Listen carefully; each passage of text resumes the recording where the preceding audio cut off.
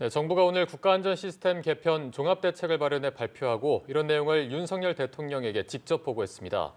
159명이 숨지고 200명 가까운 시민이 다친 이태원 참사가 발생한 지 3개월 만에 나온 범정부 차원의 대책인데요. 네, 이상민 행정안전부 장관과 함께 직접 이야기 나눠보도록 하겠습니다. 어서 오십시오. 안녕하십니까? 안녕하세요. 네. 자, 저희가 먼저 말씀드린 대로 오늘 범정부 국가안전시스템 개편 종합대책이 발표가 됐습니다. 네. 작년에 있었던 이태원 참사와 같은 대형 인명피해를 예방하기 위한 건데 설명을 먼저 좀 해주실까요? 네, 이번 종합대책은 함께 만드는 모두의 일상이 안전한 대한민국이라는 비전 아래 밀집 인파관리 시스템을 비롯해서 한 5개 전략, 총 65개 세부 대책을 포함하고 있습니다. 예. 그래서 주된 내용은 일단 종전의 그 재난관리 시스템이 예방, 그다음에 대비, 대응, 복구 이렇게 4단계였는데요. 이 4단계 앞뒤로 예측을 중심으로 재난 대비를 하고 그 복구에 단순히 그치는 것이 아니라 실질적인 회복 위주로 하는 것입니다. 그리고 무엇보다도 현장에서 이러한 시스템이 작동할 수 있도록 각종 제도를 보완을 했고 디지털 플랫폼에 기반해서 과학적 재난 대응을 하게 되는 것입니다. 그리고 이 피해를 입은 분들에게 실질적인 피해 회복이 될 수 있도록 피해 회복 금액을 인상하고 소상공인 지원 규모도 늘리는 것입니다. 예. 그리고 마지막으로 이제 시민들이 모두 다 이런 안전에 협력하고 합심해서 안전 문화를 만드는 것이 주된 요지라고 말씀드릴 수 있겠습니다. 네. 사실 세월호 참사 이후에 정부가 대대적으로 안전 시스템을 정비를 했지만 제대로 작동하지 않았다라는 지적이 참 많았습니다. 이번에는 좀 이런 미비점들이 어떻게 보완이 됐는지도 궁금한데요. 네, 그동안 많은 환경이 변화했고 또한 과학기술도 많이 변화가 있었습니다. 이러한 환경의 변화와 과학기술의 변화를 반영을 해서 무엇보다도 방금 말씀드린 바와 같이 재난의 대비를 예측 중심으로 움직이는 것이고요. 그리고 그러한 예측도 지금까지 발달한 과학에 기반한 그런 과학적 기술에 기반한 예측을 하고 그다음에 현장 중심으로 움직이는 것입니다. 그래서 현장의 지자체장, 그다음에 소방 그리고 경찰의 실질적인 권한을 줘서 이분들이 현장에서 바로바로 대응할 수 있도록 하고 그다음에 각종 과학 장비를 부여하고 그밖에 그 시도지사에게 재난사태 선포권을 부여하기로 했습니다. 그래서 보다 신속하게 재난에 효율적으로 대응할 수 있도록 했고 그다음에 마지막으로는 이러한 것이 사고가 난 직후에 단순한 대책 마련에 그치지 않고 종합적으로 잘 관리될 수 있도록 전담 조직을 만들어서 저희가 끝까지 잘 점검을 해볼 예정으로 있습니다. 네, 지금 들어보니까 여러 가지 예방책이나 대응책이 조금 강화된 방안들이 나온 것으로 보이는데 사실 이렇게 매뉴얼이나 시스템이 잘 갖춰져 있더라도 책임 있는 관계기관과의 어떤 상호작용이 이루어지지 않는다면 무용지물이다라는 우려도 여전한 게 사실입니다. 네. 이러한 부분들은 좀 어떻게 해소하시겠습니까? 네, 제도를 아무리 잘 만들어도 그것을 운영하는 것은 결국 사람이기 때문에 네. 일단 그 개개인 이런 재난 업무를 담당하는 분들 그리고 국민의 안전 의식의 개선이 선행되어야 된다고 생각합니다. 제도적으로는 재난 현장을 담당하는 지자체장과 소방과 경찰의 권한과 역량의 강화가 최우선적으로 필요하고요. 그다음에 이러한 상태에서 자치단체장에게 소방과 경찰의 총괄 대응을 할 수 있는 그런 조정권을 대폭 부여할 예정입니다. 그리고 조직과 인력에 대한 투자도 대폭 늘리도록 하겠습니다. 특히 이제 긴급 소방과 경찰의 긴급 공동 대응이 필요하다고 판단이 되면 이번 112 신고에서 나타난 그런 미진함을 벗어나기 위해서 반드시 현장을 확인하도록 함으로써 이 협력과 소통을 강화하도록 하겠고요. 무엇보다도 중요한 것이 정기적인 합동 훈련입니다. 네. 소방과 경찰은 물론이고 시민이 참여하는 종합적인 합동 훈련을 통해서 저희가 실제 재난 상황이 발생했을 때 보다 효율적으로 잘 대응할 수 있도록 미리미리 준비하도록 하겠습니다.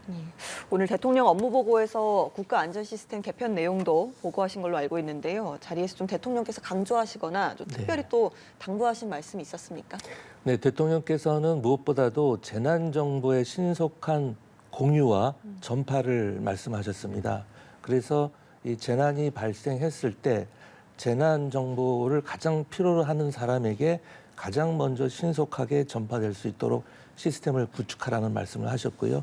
또 한 가지는 방금 말씀드린 훈련 없는 군대가 없는 것과 마찬가지로 훈련이 반드시 수반되어야 된다는 말씀을 하셨습니다. 그래서 저희 행정안전부에서는 이번 2월 28일에 전 부처와 우리 시민들이 함께 참여하는 SRT 터널 내 모의 사고에 대한 대규모 훈련을 지금 할 예정이 있습니다. 그리고 대통령께서는 또 한 가지 이제 행정안전부가 중앙부처 사이 그리고 중앙정부와 지방정부 사이에서 허브 역할을 해야 된다. 그래서 여러 가지 그 조직이라든지 기능을 효율적으로 운영해야 된다고 말씀을 하시면서 챗 GPT에 대한 말씀을 하셨습니다. 그래서 이 챗 GPT를 활용해서 단순 업무는 이런 챗 GPT에게 위임함으로써 인력 운영을 보다 효율적으로 할 것을 특별 지시를 하셨습니다. 네, 알겠습니다. 그리고 올해 업무 보고를 보니까요. 수도권 기업들의 지방 이전을 추진하겠다 이런 내용도 있어서 일단 추진 배경 그리고 구체적인 지원 방안까지 함께 들어보겠습니다. 네, 이 수도권 기업의 지방 이전은 정말 중요하고요. 지방 분권과 지방의 균형 발전에 가장 핵심적인 두 축은 결국 교육과 일자리입니다.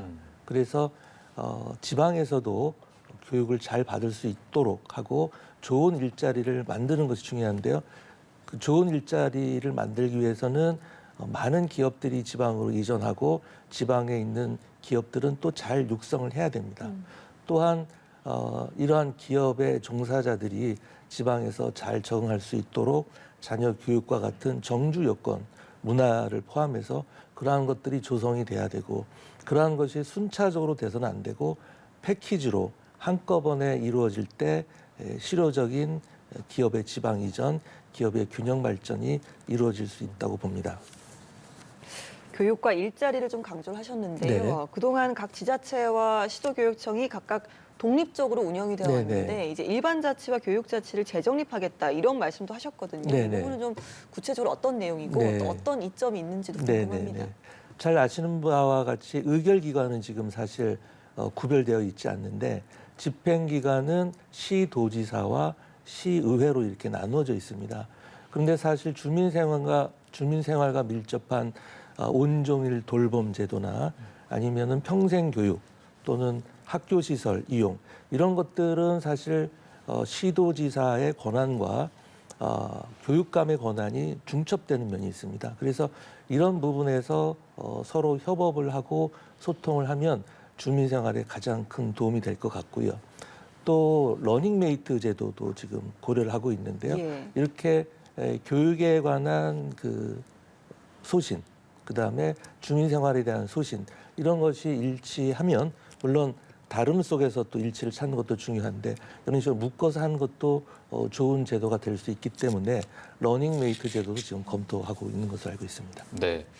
자, 그리고 디지털 플랫폼을 기반으로 공공 서비스 제공의 혁신을 추진한다라는 방안도 발표가 됐는데 사실 이 얼마 들어서는 체감이 잘 안 돼서 네. 국민들이 체감할 수 있는 구체적인 방안 어떤 게 있습니까? 네, 한 두 가지 정도만 말씀을 드리겠습니다. 이제 AI라는 것이 있습니다. 이것은 뭐냐면은 제가 필요한 모든 정보를 정부에서 알아서 미리 선제적으로 제공하는 것입니다. 예를 들어서 제가 매달 건강의료보험료를 내다가 그게 중단이 되면 그것은 바로 제가 실직을 당했다는 그런 가장 큰 신호가 되거든요. 네네. 그런 사람에게는 실업급여를 받을 수 있는 방법을 또 안내를 해주는 것입니다. 그리고 또 한 가지 국민들이 겪는 가장 큰 어려움은 뭐냐면은 모든 사이트를 방문할 때마다 새로운 아이디와 패스워드를 기입을 해야 되는데 네. 저희가 이제 AnyID라 해서 하나의 아이디와 하나의 패스워드로 모든 사이트를 다 들어갈 수 있는 그런 것을 지금 시행하려고 하고 있습니다. 예. 자, 끝으로 이 말씀도 좀 여쭤보겠습니다. 최근 2개월여간에 거친 이태원 참사 국정조사가 마무리가 됐습니다. 아직 야당 일각에서는 좀 특검 추진 이야기도 나오고 있고요. 네. 또 유가족들의 진상규명을 요구한 목소리도 여전한 상황인데 여기에 대한 입장도 한 말씀 듣겠습니다. 네. 무엇보다 먼저 이 자리를 빌려서 이번 이태원 참사로 인해서 유명을 달리하신 분들의 명복을 빌고요. 그분들의 유가족에 대해서 깊은 위로의 말씀을 전합니다. 약 55일간의 국정조사 기간과 80일 가까운 경찰의 특수본 수사가 있었고 지금 현재 이제 검찰의 수사가 진행 중인 상황이기 때문에 제가 이 점에 대해서 좀 더 깊게 말씀드리는 것 좀 적절치 않다고 생각을 하므로 좀 양해를 해주시기 바랍니다. 네, 알겠습니다. 저희가 오늘 말씀은 여기까지 나눠보도록 하겠습니다. 이상민 행정안전부 장관과 함께했습니다. 오늘 고맙습니다. 고맙습니다. 감사합니다.